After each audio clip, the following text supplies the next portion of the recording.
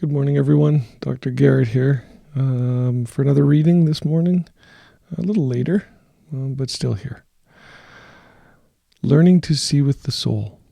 One of the major tragedies of growing up is that the majority of us lose that wonderful capacity of children to see emotionally. Do you remember how you saw things when you were a small child? Sometimes things, and quite often the simplest, seemed so beautiful to us it was almost unbearable.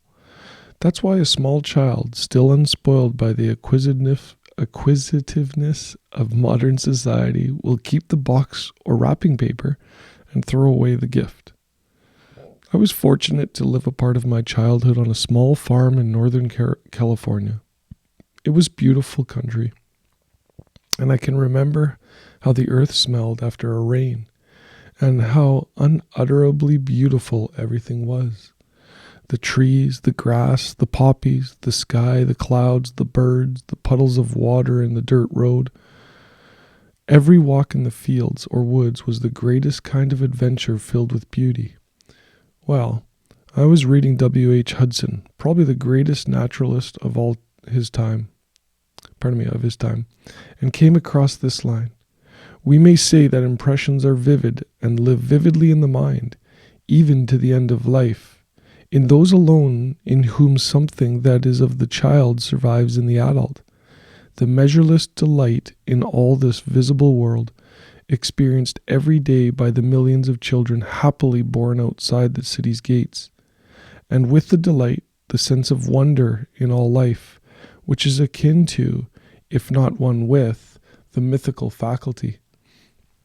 And if experienced in a high degree, is a sense of the supernatural in all natural things. We may say, in fact, that unless the soul goes out to meet what we see, we do not see it.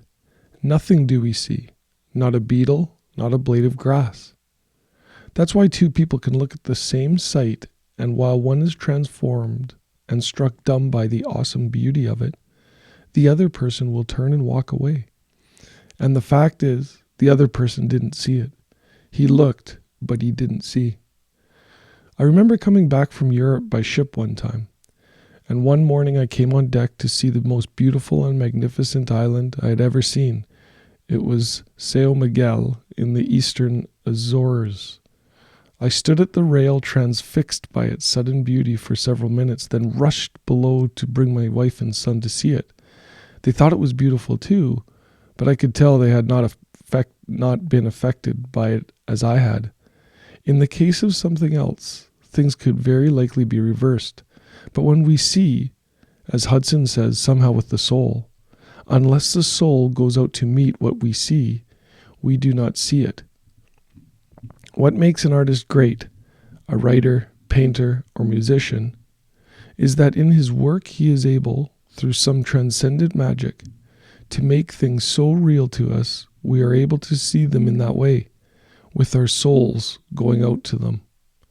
It's very difficult to express, but anyone who's been a child can usually remember the wonderful way things appeared. The trick and the idea is to keep that faculty alive. Again, I love the way Earl refers to children again in that, innocent state in which everything is so beautiful. We see such beauty in the simple things as kids.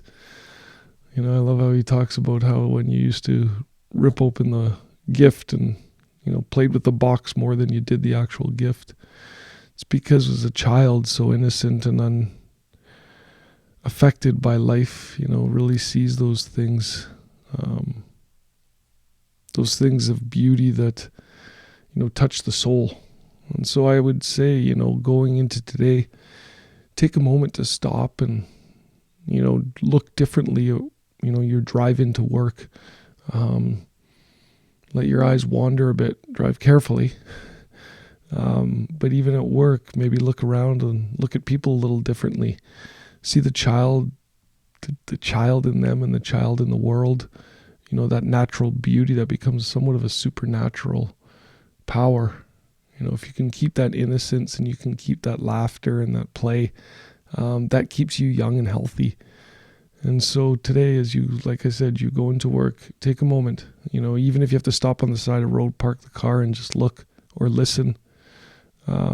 Enjoy it from the soul's perspective and let it go out and meet it. I hope you have an amazing day, and we'll be here tomorrow morning.